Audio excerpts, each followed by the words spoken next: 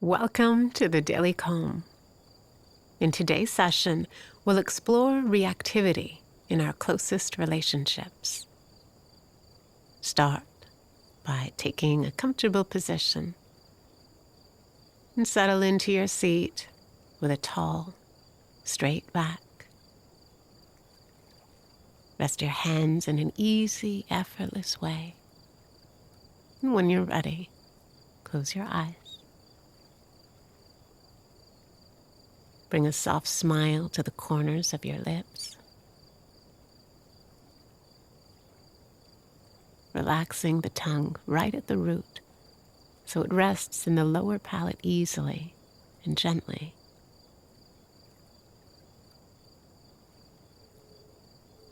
Feel the full length of your body relax.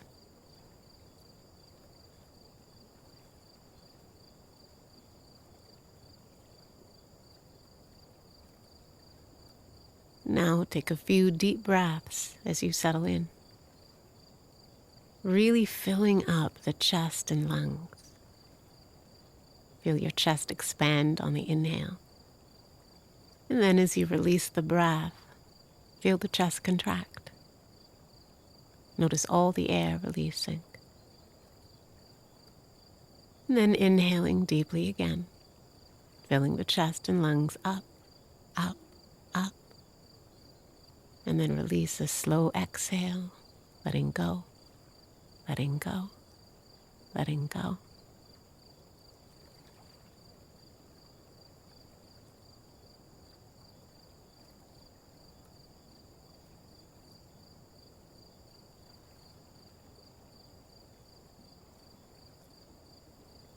Now return to the natural breath, taking notice of where you feel it most distinctly as it moves in and out of your body.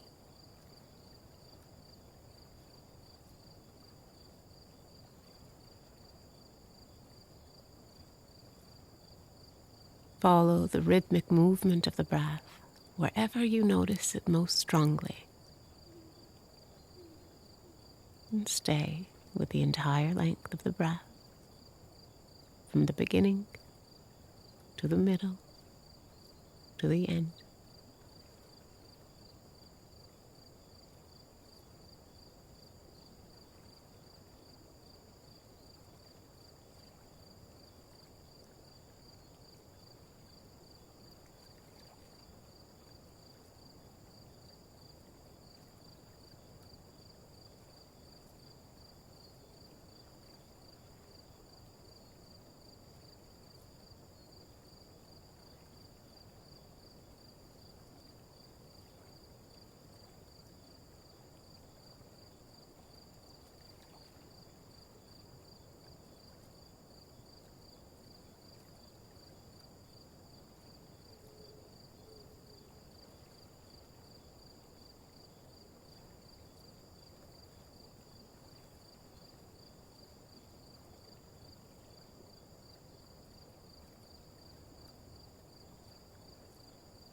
And just notice if your mind has gotten caught up in thought.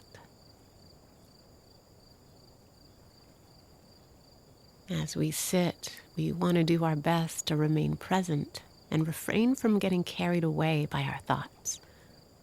At the same time, we don't want to push thoughts away, so we can simply notice them and silently say to ourselves, thinking, in a calm way. Thoughts enter our mind. We say to ourselves, thinking, and we allow the thought to drift away. Not avoiding it, not getting lost in it, just noticing it and gently showing it the door. This way we prevent our thoughts from taking us on a ride. Allow the breath to move through you, paying it your full attention. And as thoughts arise, note your thinking and come back to home base, the breath.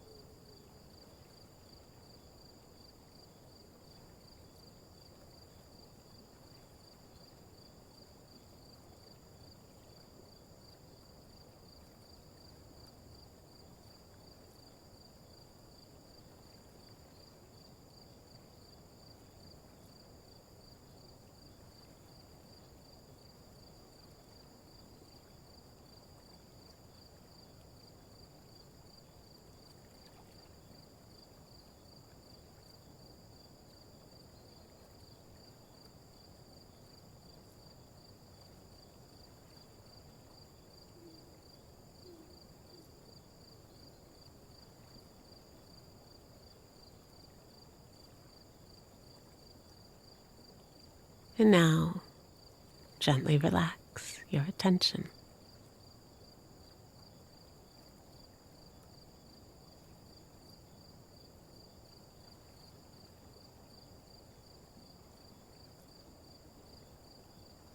Today, I'd like to talk about the habit of emotional reactivity. Imagine for a moment you've traveled up north for a family reunion. As you mingle with distant relatives you haven't seen in years, you're on your best behavior. Interactions are warm and polite. There may be awkwardness, annoyances, or differences in politics, but everyone keeps the conversation cordial. But it's a different story on the 3-hour car ride home with your partner of many years. Each of you can trigger the other into irritation or anger with the slightest thing. Perhaps their tendency to switch the radio station frequently, or a habit of singing loudly and off-key. In our closest and dearest relationships, our patience dwindles, our reactivity heightens, and our worst behaviors come out. When our sibling or best friend pushes the wrong button, whether intentionally or not, we often react without thinking. We become defensive, impatient, or angry, and snarl back with a curt remark or a fuming email. And it can happen so fast, it doesn't even feel like there was a millisecond to consider our reaction. Perhaps they'll forgive us, but if we keep this up, we risk damaging the relationship. Through mindfulness, in essence, we're training the brain to be less reactive. We're learning to become aware of our emotional responses and then to regulate them. So when we're triggered and about to react, there is an opportunity to tap into our practice. We can slow our breath, calm our simmering emotions, and find a more peaceful state from which to respond.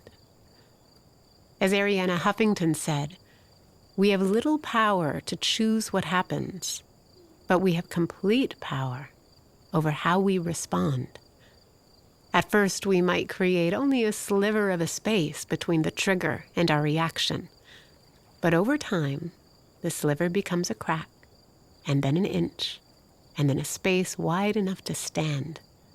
And from this space, our response is calm, thoughtful, and wise.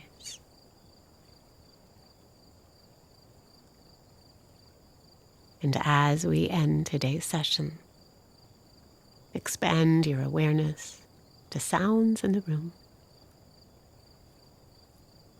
And whenever you're ready, open your eyes. I hope you enjoyed today's Daily Calm. Have a wonderful day, and we'll see you back here tomorrow.